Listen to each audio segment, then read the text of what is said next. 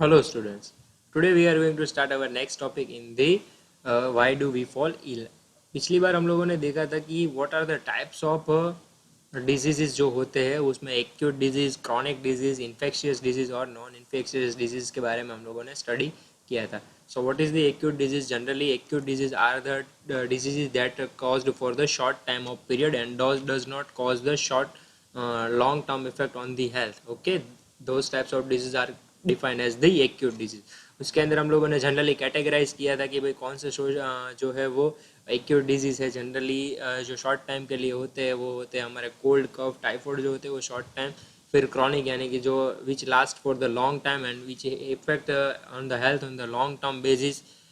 For example diabetes हो गया, आर्थरीस हो गया, कैंसर हो गया. फिर हम लोगों ने इन्फेक्शियस डिजीज़ के बारे में स्टडी किया था कि भाई इन्फेक्शियस डिजीज़ में क्या होता है जो जनरली हेल्थी पर्सन से में ट्रांसफ़र होता है इन्फेक्टेड पर्सन से. उसको हम लोग डिफाइन किया था इन्फेक्शियस डिजीज़ में जो हेल्थी पर्सन में इन्फेक्शन पर्सन से ट्रांसफ़र नहीं होता उसको हम लोगों ने नॉन इन्फेक्शियस डिजीज़ के अंदर ट्रांसफ़र किया था. Then we have seen the examples for it, and then we have discussed the causes of disease. Generally pathogens like virus, bacteria, fungi, protozoa, worms जो होते हैं वो causes of disease create करते हैं. उसके बाद poor health, under nourishment, mall functioning of body parts, environmental pollution, genetic disorder, ये सारी चीज़ें जो है वो डिजीज़ को कॉज्ड करती है. ओके, ये सारी चीज़ों के बारे में बात किए थे पिछले बार. आप लोगों ने क्वेश्चन के आंसर भी लिखे थे. Let us start our next topic that is the infectious disease and infectious agents. Okay, generally infection को जो फैलाते हैं, इन्फेक्शन को जो एक शरीर से दूसरे शरीर में इन्फेक्टेड पर्सन से हेल्थी पर्सन के अंदर ट्रांसफ़र करते हैं उसको कहेंगे इन्फेक्शियस एजेंट्स. ओके, जो इन्फेक्शियस एजेंट्स जनरली है वो है हमारे viruses, bacteria, fungi, protozoa and worms. Okay, generally कौन कौन से हैं हमारे एजेंट्स, कौन से है तो वायरस है, बैक्टीरिया है, फंगाई है, प्रोटोजोआ और वॉर्म्स है. अब वायरस जो है वो कौन से डिजीज को एक शरीर से दूसरे शरीर में लेके जा सकते हैं. तो जनरली वायरस जो है वो कॉमन कोल्ड, इन्फ्लुएंजा वायरस होता है वो इन्फ्लुएंजा फैलाता है. फिर मीसल्स है, मम्प्स हो गए, चिकन पॉक्स हो गए, एड्स हो गए, हेपेटाइटिस बी, ये सारे जो डिजीज है वो कौन फैलाता है, वायरस फैलाते हैं. तो मतलब ये जो एजेंट है वायरस वो कौन से डिजीज को फैलाता है तो ये इतने सारे डिजीज को फैलाता है. दैन बैक्टीरिया जो एजेंट है वो ले जाता है डिजीज को, कॉलेरा जो है, टाइफॉइड जो है, ट्यूबरक्यूलोसिस जो है, फूड पॉइजनिंग, ये सारी चीज़ें जो है वो बैक्टीरिया जो है वो फैलाता है. उसके बाद फंगई जो है वो क्या करती है, स्किन स्किन इन्फेक्शन करती है जनरली.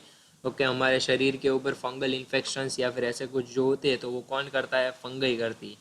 उसके बाद जो है प्रोटोजुआ, तो प्रोटोजुआ कौन से डिजीज़ को इन्फेक्शियस पर्सन से नॉन इन्फेक्शियस पर्सन के अंदर ट्रांसफ़र करता है तो मलेरिया जो है और एम्बोइक डिजेंट्री जो है वो, स्लीपिंग सिकनेस है, ये सारी चीज़ें जो है प्रोटोजुआ के कारण हम लोगों के शरीर के अंदर ट्रांसफ़र होती है जो इन्फेक्शियस पर्सन से हेल्थी पर्सन के अंदर ट्रांसफ़र होती है. देन वॉर्म्स है, तो वॉर्म्स के अंदर वॉर्म्स जो है वो कौन से डिजीज़ को एक शरीर से दूसरे शरीर में ले जाता है वो है इंटेस्टिनल इन्फेक्शंस और एलिफेंटिसाइज को वो उसको ले जाता है. ओके, और डिजीज को ट्रांसफ़र करता है.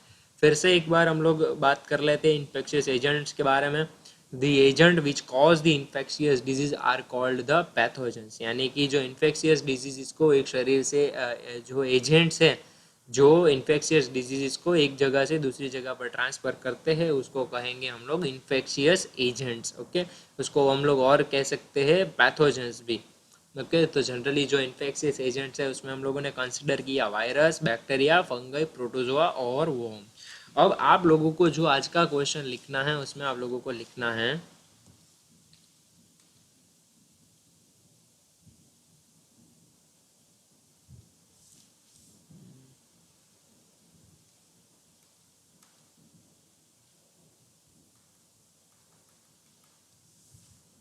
ओके, जनरली आज आपका जो क्वेश्चन है चाहिए दिखेगा नहीं आप लोगों को.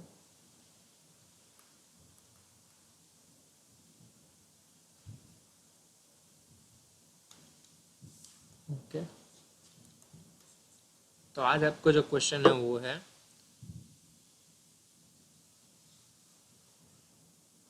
Define the different types of infectious agents. Okay, ये हो गया आपका आज का क्वेश्चन। तो आपको सिर्फ डिफाइन करने हैं चार। ओके, ऑल्सो एग्जाम में ऐसा पूछा जा सकता है, what is the infectious agents, तो आप लोगों को उसकी डेफिनेशन लिखनी है और आप लोगों को चार लिखने हैं। ओके, इन्फेक्शियस एजेंट्स लिखने के बाद आप में से इसमें से दो दो एग्जाम्पल्स लिखने हैं। वायरसेस लिखोगे तो उसके दो एग्जाम्पल लिखोगे, कॉमन कोल्ड और चिकन पॉक्स। बैक्टीरिया के अंदर लिखोगे कॉलेरा और टाइफाइड। फंगई के अंदर लिखोगे स्किन इन्फेक्शन। प्रोटोजोआ के अंदर मलेरिया और स्लीपिंग सिकनेस। तो मैं बहुत ही इजी इजी जो एग्जांपल्स है वही लिखवा रहा हूँ। इसके अंदर वॉर्म्स के अंदर आप लिख सकते हो इंटेंसिनियल इन्फेक्शन और एलिफेंटासाइज। ओके, इसमें एक एलिफेंटासाइज जो है थोड़ा सा हार्ड है, वो याद रखना है आप लोगों को। ओके,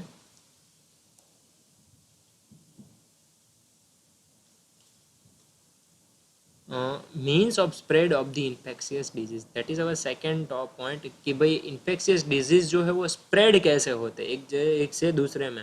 तो हम लोगों ने पहले ही देखा था कि इन्फेक्शियस डिजीज जो है वो यहाँ पर हम लोगों ने देखा था कि जनरली फूड से, एयर से, वाटर से, फिजिकल कॉन्टेक्ट से और सेक्सुअल कॉन्टेक्ट से जो है वो इन्फेक्शियस डिजीज एक जगह से दूसरी जगह पर ट्रांसफर होते हैं। ओके, तो वही सारी चीज़ों को अभी एक्सप्लेन करना है। ओके, कि भाई थ्रू एयर जो है, तो एयर के थ्रू कैसे होता है। तो जनरली अगर मान लो कि कोई जुकाम वाला आदमी है, तो जनरली वो क्या करेगा, हमारा अभी जो है वो वही है हमारा कोविड-19 की भाई एयर के थ्रू उसके जो जर्म्स है, वायरसेस जो है वो क्या करते हैं, ट्रांसफ़र करते हैं और एक इन्फेक्टेड पर्सन से दूसरे हेल्थी पर्सन के अंदर चले जाते हैं। तो infectious disease that spread from infected person to healthy person through air, water, physical contact and sexual contact. Okay, तो ये इन चीज़ों से हमारे जो है वायरस जो है वो एक जगह से दूसरी जगह पर स्प्रेड होता है। सो फर्स्ट थ्रू एयर कैसे होता है, तो जनरली कॉमन कोल्ड जो है, ट्यूबरक्यूलोसिस जो है, न्यूमोनिया एट्सेट्रा जो है वो थ्रू एयर। इसमें हम लोग एक्स्ट्रा ऐड कर सकते हैं कोविड-19 को कि भाई वो भी जो है वो हम लोग जुकाम के थ्रू बाहर निकालते हैं viruses, then it transfer from infected person to a healthy person. Second जो है थ्रू द वाटर। तो वाटर के अंदर से जो हमारे डिजीजेस फैलते हैं वो है कोलेरा, एम्बियोटिक डिजेंट्री, ये भी चीज़ें हम लोगों ने देखी है। थ्रू वेक्टर्स, वेक्टर्स यानी कि अभी कोई ऐसी चीज़ जो कि एजेंट्स नहीं है, क्योंकि एजेंट्स के अंदर हम लोगों ने डिफाइन किया है वायरसेस जो है, फंगई जो है, प्रोटोजोआ जो है, उसको हम लोगों ने डिफाइन किया है एजेंट्स के अंदर। अब वेक्टर्स यानी कि कोई ऐसे इंसेक्ट्स हो गए, फ्लाइज हो गई, तो जो डिजीज को लेके एक जगह से दूसरी जगह पर जाएंगे उसको हम लोग कहेंगे वेक्टर्स। तो जैसे कि जनरली हो गए मॉस्किटो और फ्लाइज। तो मॉस्किटो जनरली क्या करते हैं, मलेरिया, डेंगू, येलो फीवर हम लोगों को कॉज्ड करवाते हैं। फ्लाइज जो होती है वो टाइफाइड, ट्यूबरक्यूलोसिस, डायरिया, डिसेंट्री, ये सारी चीज़ें हम लोगों को वेक्टर्स के थ्रू डिजीजेस होते हैं। Okay, through the sexual contact जो होते हैं, सेक्सुअल कॉन्टेक्ट की वजह से हम लोगों को दो टाइप्स के डिजीज हो सकते हैं, साइफिल्स और AIDS. AIDS virus can also spread through the blood transfusion and from the mother to her child during the pregnancy. तो एड्स जो है अगर वो डिजीज हो गया तो वो प्रेगनेंसी के थ्रू कोई भी लेडीज से उसके बच्चे के अंदर भी ट्रांसफ़र हो सकता है। तो उसकी जो है वो हम लोग वैक्सीन फाइंड आउट कर रहे हैं, बट 30 ईयर से हम लोग उसकी वैक्सीन फाइंड कर रहे हैं, तो जनरली वो फाइंड नहीं कर पा रहे। ओके, और हम लोग कोरोना की जो वैक्सीन है वो 1.5 साल या 1 साल के अंदर फाइंड आउट कर देंगे। तो ये एक बहुत बड़ी हमारे लिए चैलेंज की बात होगी कि जो एक डिजीज़ हम लोगों को पता है उसके लिए भी हम लोग 30 ईयर से वैक्सीन फाइंड नहीं कर पा रहे, लेकिन हम लोग कोरोना के बारे में अभी जानते 1 साल से उसकी वैक्सीन भी फाइंड आउट कर ले। So that would be the greatest achievement we human kind achieved if we find the vaccine of the corona virus. Okay, वरना अभी तो इलाज जो है वो बहुत ही स्ट्रांग हो गया है, क्योंकि हमारी जो इम्यूनिटी है वो बहुत ही ज़्यादा हो गई है, क्योंकि सारे जो है वो भी आप लोगों को पता होगा, आप लोग न्यूज़ के अंदर देख रहे होंगे।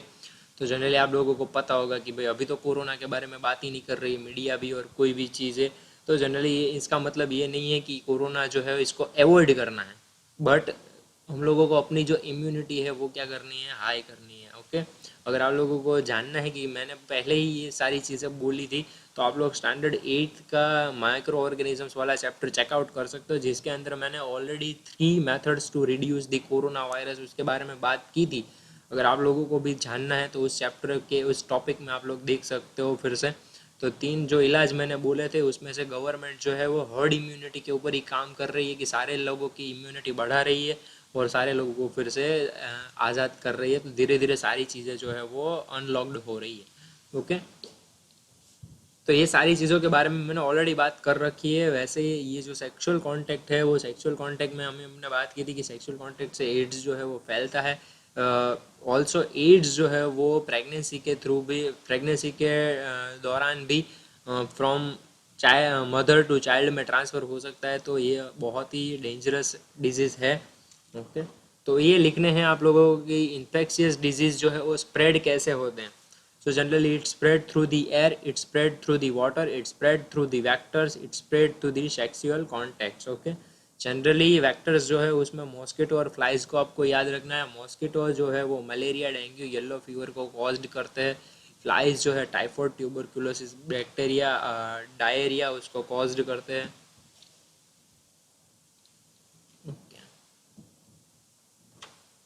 Now what is the principle of treatment. Okay भाई, हम लोगों को ट्रीटमेंट करवानी है तो क्या करवाना चाहिए। Okay, the treatment of the infectious disease consist of the 2 steps. पहले तो 2 स्टेप्स में हम लोगों को कोई भी ट्रीटमेंट करवानी चाहिए। तो क्या क्या है वो 2 स्टेप्स है। They are reduce the effect of the disease and kill the microbes which caused the disease. Okay, generally हम लोग क्या करते हैं कि भाई डिजीज जो रिड्यूस करते हैं, कोई भी माइक्रो ऑर्गेनिजम्स की जो इफेक्ट हो गई उसको किल करने की वजह से। तो उसकी वजह से क्या हो जाएगा कि भाई हमारे जो है अंदर से डिजीज चला जाएगा। To reduce the effect of the disease, to kill the microbes, first step would be taken as the reduce the effect of the disease and second is to kill the microbes। अभी corona के लिए भी दोनों के ऊपर ही हम लोग काम कर रहे हैं, रिड्यूस भी कर रहे हैं और इसके जो वायरसेस है उसको मारने के लिए भी ट्राई कर रहे हैं। Okay, this can be done by taking the medicines to bring down the effects of the disease like fever, pain, loose motion etc. and by taking the bed rest to conserve our energy। तो इसके अंदर generally क्या होता है कि medicine हम लोग consider करते हैं, मेडिसिन को हम लोग डालेंगे अपने शरीर के अंदर जो क्या कर देगी, कोई भी डिजीज़ के इफेक्ट को लेस कर देगी। ओके, डिजीज़ जो होंगे वो उसकी इफेक्ट जो होंगे वो क्या होगी, डाउन हो जाएगी। इसकी वजह से हम लोग फीवर से बच सकते हैं, पेन से, लूज मोशन से, बेड अच्छा एक्सेट्रा में हम लोग क्या कर सकते हैं कि भाई हम लोग बेड रेस्ट कर सकते हैं। तो हमारी एनर्जी जो होंगी वो यूटिलाइज होगी, एनर्जी बढ़ेगी। तो भी क्या होगा, हमारे शरीर में से डिजीज चले जाने की पूरी पॉसिबिलिटीज़ है या रिड्यूस होने की पूरी पॉसिबिलिटीज़ है। दूसरे में हम लोग स्टेप्स में क्या कर सकते हैं कि माइक्रोब्स को या फिर वायरसेस को किल कर सकते हैं, अपने शरीर के अंदर घुस गए होंगे तो।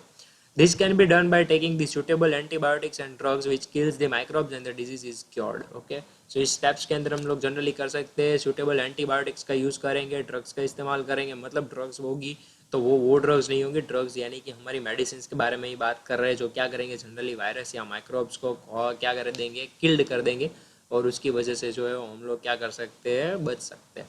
ओके, तो ये 2 स्टेप्स आपको एक्सप्लेन कर रहे हैं आप लोगों का। आज का दूसरा जो क्वेश्चन है वो मैं यहाँ पर लिख देता हूँ। Question number 2, define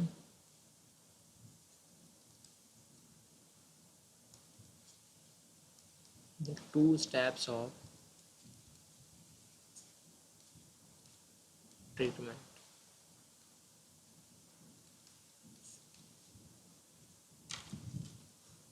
okay, next lecture में हम लोग देखेंगे principles of prevention. Okay, principle of prevention के बारे में देखेंगे। उसके बाद हम लोग देखेंगे कि भाई organ specific, tissue specific manifestation क्या होते हैं। Okay, so that's it for today। Thank you very much for hearing this lecture। If you had any kind of doubt, you can ask me on the comment section, you can ask me on the WhatsApp, or you can ask me in the Instagram also। Till then, bye bye everyone।